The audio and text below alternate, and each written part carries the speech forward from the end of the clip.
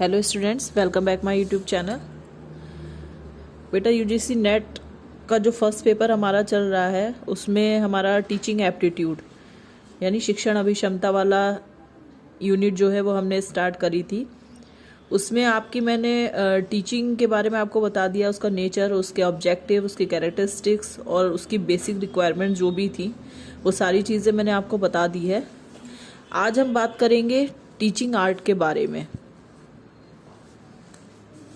तो teaching art जो है यानी शिक्षण कला, तो मैंने आपको बताया था कि शिक्षण जो है वो वह प्रक्रिया है जिसमें कोई व्यक्ति दूसरे व्यक्ति या व्यक्ति समूह को कुछ बातों के बारे में ज्ञान प्रदान करता है और जिस ढंग से वो शिक्षा ग्रहण करता है।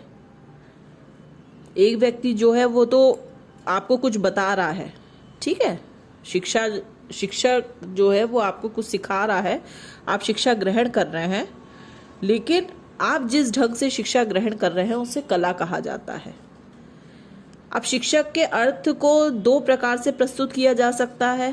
पहला अर्थ जो है आपका व्यापक होता है और दूसरा संकुचित अर्थ होता है।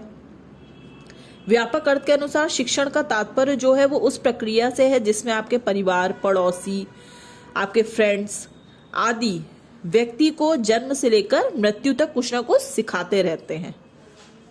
संकुचित अर्थ के रूप में हम देखते हैं तो शिक्षण का तात्पर्य जो है उस प्रोसेस से है जिसके द्वारा एक शिक्षक किसी शिक्षक संस्थान में अपने स्टूडेंट्स को पूर्व निश्चित विषय का ज्ञान प्रदान करता है।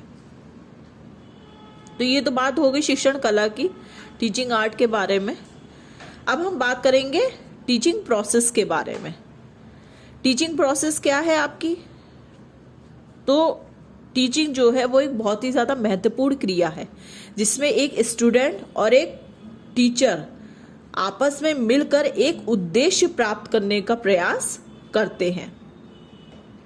फॉर एग्जाम्पल के लिए कि मान लीजिए आप जिस भी क्लास में पढ़ रहे हैं उसमें आपका उद्देश्य क्या है, उस क्लास को क्लियर करना, ठीक है। तो आप और आपका टीचर जो है, जो टीचर आपको पढ़ा रहा है और आप जो पढ़ रहे हैं, जो स्टूडेंट है, वो क्या है, एक उद्देश्य की वजह से एक साथ मिल करके उस काम को पूरा कर रहे हैं। अब जो टीचिंग प्रोसेस है आपकी, इसके मेन जो 3 तत्व हैं उनके बारे में हम बात करेंगे। ये चीज़ मैंने आपको पहले भी बताई है। फर्स्ट है आपका शिक्षक, सेकंड है आपका विद्यार्थी और थर्ड है पाठ्यक्रम। शिक्षक क्या है? शिक्षक वह स्रोत है जिसमें विद्यार्थी को अपने उद्देश्य की प्राप्ति में सफलता प्राप्त होती है। कोई भी शिक्षार्थी ये नहीं मानता कि शिक्षक के अभाव में शिक्षा की प्रक्रिया पूरी हो सकती है, अतः शिक्षक शैक्षिक प्रक्रिया का प्रमुख तत्व माना जाता है। आप क्लास में पढ़ रहे हैं लेकिन आपको पढ़ाने के लिए अगर टीचर नहीं होगा क्लास में तो आप कैसे पढ़ेंगे? तो जो शिक्षक है वो आपकी टीचिंग प्रोसेस का सबसे मेन तत्व होता है। सेकंड है विद्यार्थी यानी स्टूडेंट। शिक्षा में इसके बिना तो इस प्रक्रिया की कल्पना भी नहीं की जा सकती, परंतु यही वह तत्व है जिसे शिक्षा ग्रहण करनी है। टीचर क्लास में पढ़ा रहा है बट बच्चे नहीं हैं तो क्या फायदा होगा टीचर का पढ़ाने का? अगर आपको कोई सिखाने वाला नहीं है तो आप सीखेंगे कैसे, है ना? तो अगर विद्यार्थी ही नहीं होगा क्लास में तो जो टीचर पढ़ा रहा है उसके पढ़ाने का कोई फायदा नहीं होगा, है ना? तो विद्यार्थी भी जो है, जो आपकी टीचिंग प्रोसेस है, उसका महत्वपूर्ण तत्व होता है। थर्ड हो गया आपका पाठ्यक्रम यानी करिकुलम।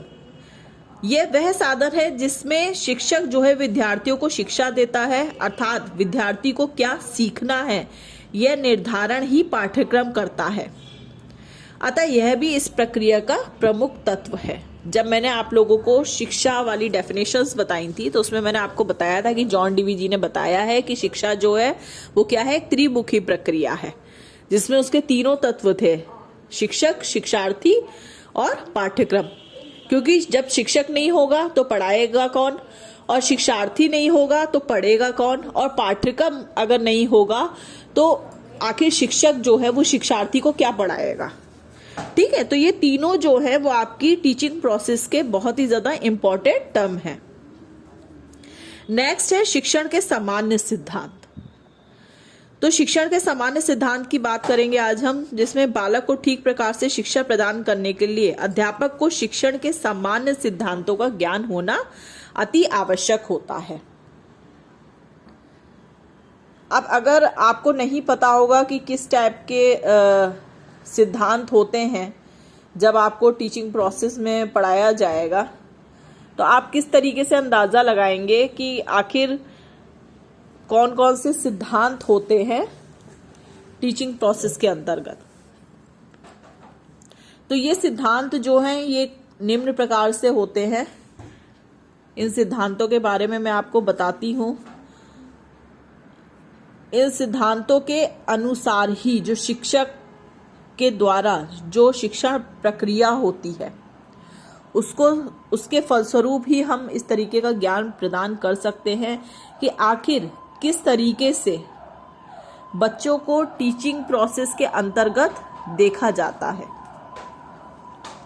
तो पहला जो सिद्धांत है आपका वो है क्रिया द्वारा सीखने का सिद्धांत। अब क्रिया द्वारा सीखने का सिद्धांत से हमारा तात्पर्य हो गया यानी करके सीखने का सिद्धांत। तो बालक स्वभाव से ही क्रियाशील प्राणी है, इसलिए उसे करके सीखने का अवसर देना चाहिए। अगर मान लीजिए कोई एक्सपेरिमेंट जब तक हम खुद से करके नहीं देखेंगे तो हमें कैसे पता चलेगा कि वो एक्सपेरिमेंट किस तरीके से होता है ना। एक बार खुद से भी वो चीज़ ट्राई करेंगे तब बच्चे को अच्छे तरीके से समझ में आएगा। तो पहला सिद्धांत जो है ये आपका है करके सीखने का सिद्धांत। सेकंड सिद्धांत जो है वो है आपका रुचि का सिद्धांत।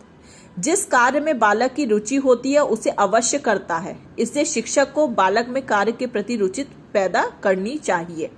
जब टीचर जो है वो आपका जब पढ़ा रहा है, जब आपको शिक्षण प्रक्रिया के अंतर्गत आप कुछ सीख रहे हैं, तो टीचर को इस तरीके से पढ़ाना चाहिए कि बच्चे का उस टॉपिक के अंतर्गत खुद से अपने आप इंटरेस्ट पैदा हो।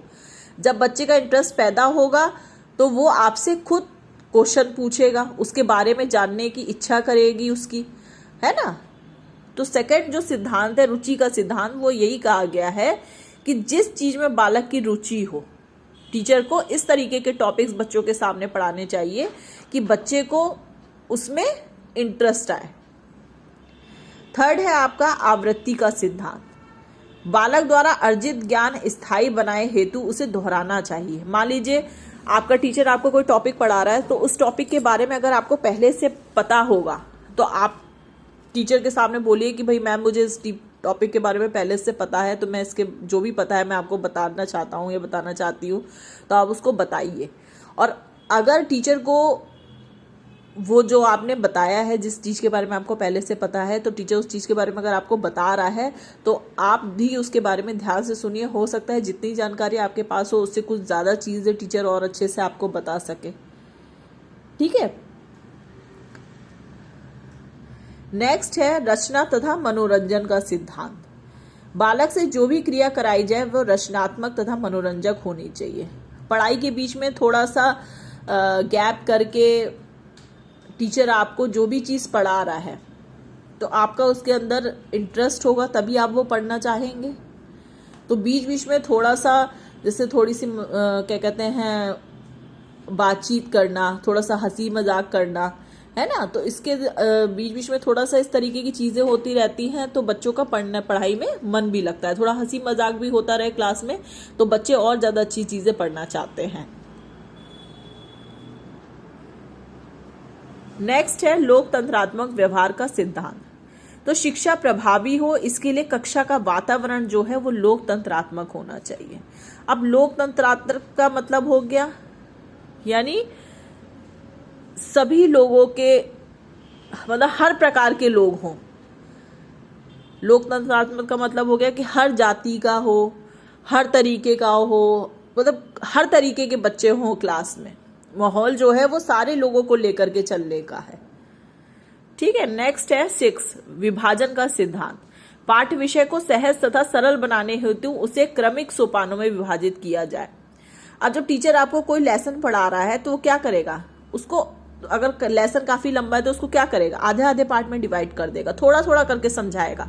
अगर पहले ही दिन आपको सारा चैप्टर टीचर पढ़ा देगा तो क्या होगा, आप कंफ्यूज हो जाएंगे, आपकी समझ में काफी चीजें नहीं आएंगी। तो टीचर जो है लेसन अगर काफी बड़ा है तो उसको आधे आधे पार्ट में डिवाइड कर दे। तो आधे आधे पार्ट में डिवाइड होने से क्या आपको अच्छे तरीके से टीचर समझा पाएगा और आप भी उस तरीके से अपनी जानकारी उस लेसन से रिलेटेड प्राप्त कर पाएंगे। 7th है प्रेरणा का सिद्धांत। तो प्रेरणा से छात्र कार्य करने के लिए प्रोत्साहित होते हैं, अतएव बालक को सीखने के लिए प्रेरित करना चाहिए। अगर टीचर आपको मोटिवेट करेगा तो मोटिवेट करने से क्या होगा, आप और ज्यादा उस फील्ड में आगे बढ़ने की कोशिश करेंगे और ज्यादा उस चीज के बारे में जानने की कोशिश करेंगे। ठीक है। जीवन से संबंधित का सिद्धांत 8 नंबर जो है वो है जीवन से संबंधित करने का सिद्धांत। अनुभवों का समूह ही जीवन है, अतः बालक को जो भी सिखाया जाए उसका संबंध उसके जीवन के अनुभवों के साथ किया जाए। कई बारी टीचर्स जो है वो अपने बच्चों को कोई भी टॉपिक समझा रहे होते हैं तो वो टॉपिक जो है वो कहीं ना कहीं उनकी लाइफ से भी कोरिलेट कर रहे होते हैं। तो कई बार बच्चे अपना एक्सपीरियंस भी बताते हैं कि हमारे साथ भी ये चीज हुई है या हमने भी ये एक्सपेरिमेंट किया है ना। तो इससे क्या होता है कि आपकी लाइफ से भी वो काफी सारे टॉपिक्स जो होते हैं वो आपस में कोरिलेट करते हैं। नेक्स्ट 9th है निश्चित उद्देश्य का सिद्धांत। हम कुछ भी करते हैं उसका कोई ना कोई प्रयोजन होता है, अतः प्रत्येक पाठ का भी एक निश्चित उद्देश्य होना चाहिए। ये तो बहुत इजी सी बात है, आप जिस क्लास में पढ़ रहे हैं आपका पढ़ने का कोई निश्चित उद्देश्य है कि आपको इस क्लास को क्लियर करना है। ठीक है। तो उसी तरीके से जो टॉपिक हम पढ़ रहे हैं उसका भी कोई ना कोई एक उद्देश्य होता है। कोई भी लेसन आपको पढ़ाया जाता है या कोई स्टोरी आपको बताई जाती है तो क्या है, उस स्टोरी के पीछे भी कोई ना कोई अपना एक उद्देश्य होता है। 10 नंबर है नियोजन का सिद्धांत। सफलता प्राप्ति का आधार पूर्व नियोजन है। इसे शिक्षण में सफलता हासिल करने के लिए पाठ्य वस्तु का पूर्व नियोजन किया जाए। नियोजन यानी हो गया प्लानिंग। ठीक है। अगर टीचर आपको क्लास में कोई लेसन पढ़ाने के लिए आ रहा है तो वो क्या करेगा, पहले प्लानिंग करेगा कि कौन सा टॉपिक मुझे पढ़ाना है, उसको भी थोड़ा सा पढ़ के आना पड़ेगा, है ना। और एक दिन पहले भी टीचर आपको बता देता है कि हम आपको कल ये वाला चैप्टर पढ़ाएंगे, तो आप भी घर से थोड़ा सा रीड करके जाओ कि क्वेश्चन बाई चांस टीचर कोई क्वेश्चन पूछ रहा है उस लेसन से रिलेटेड तो वो भी आप लोग बता सके। 11th है चयन का सिद्धांत। तो ज्ञान का क्षेत्र अति व्यापक है, अतः बालक की योग्यता के आधार पर उपयोगी बातों का चयन किया जाए। कई बार ऐसे टॉपिक होते हैं जिनके बारे में बच्चों की जानने की काफी इच्छुकता होती है, उनके अंदर काफी इंटरेस्ट होता है कि हम इस टॉपिक के बारे में जानें। ठीक है। तो आपको टीचर जो है वो टीचिंग प्रोसेस के अंतर्गत कई बार टीचर को ऐसे टॉपिक यूज करने चाहिए जिसके बारे में बच्चों के अंदर जानने की इच्छुकता होती है। 12th लास्ट जो है आपका जो भी सामान्य सिद्धांत का लास्ट आपका टॉपिक है वो है व्यक्तिगत भेदों का सिद्धांत। बालक में व्यक्तिगत भेद पाए जाते हैं, अतः उन्हें शिक्षण देते समय व्यक्तिगत भेदों को ध्यान में रखा जाए। हर व्यक्ति में अलग अलग प्रकार के खूबियां होती हैं, कुछ कमियां भी होती हैं। तो टीचर को चाहिए कि जब वो उनकी टीचिंग प्रोसेस चल रही है तो उसके अंतर्गत वो हर बच्चे से कोरिलेट करे, उनसे क्वेश्चन पूछे। ऐसा नहीं है कि जो बच्चे पढ़ने में बहुत अच्छे हैं सिर्फ उन्हीं की तरफ ध्यान दें, ऐसा नहीं होना चाहिए। जो बच्चे कमजोर हैं या जो मीडियम हैं, टीचर्स का फर्ज बनता है कि वो सारे बच्चों से बातचीत करें, सारे बच्चों से क्वेश्चंस पूछें या सारे बच्चों का इंटरेस्ट देखें, है ना। तो ये सारी चीजें डिपेंड करती है आपकी टीचिंग प्रोसेस जो है वो जो आपके 3 मेन तत्व हैं, शिक्षण, शिक्षक, छात्र और पाठ्यक्रम के बीच। तो ये तीनों चीजें जो है वो आपस में कहीं ना कहीं आपस में बहुत ज्यादा इम्पोर्टेंट है और बहुत ज्यादा जरूरी है आपकी टीचिंग प्रोसेस को सफल बनाने के लिए। तो आज मैंने आप लोगों को टीचिंग के बारे में बताया, टीचिंग आर्ट के बारे में बताया, टीचिंग प्रोसेस के बारे में बताया, टीचिंग के कुछ सामान्य सिद्धांत बताएं। ये कुछ सामान्य सिद्धांत है। ठीक है। नेक्स्ट वीडियो में हम जो है वो शिक्षण सूत्र के बारे में बात करेंगे। आज मैंने आप लोगों को जो टॉपिक बताए हैं उसको ध्यान से सुनिए, समझिए और अपने नोट्स बनाते रहिए साथ साथ। मैं इन टॉपिक से रिलेटेड पिक्स आप लोग को सेंड करूँगी।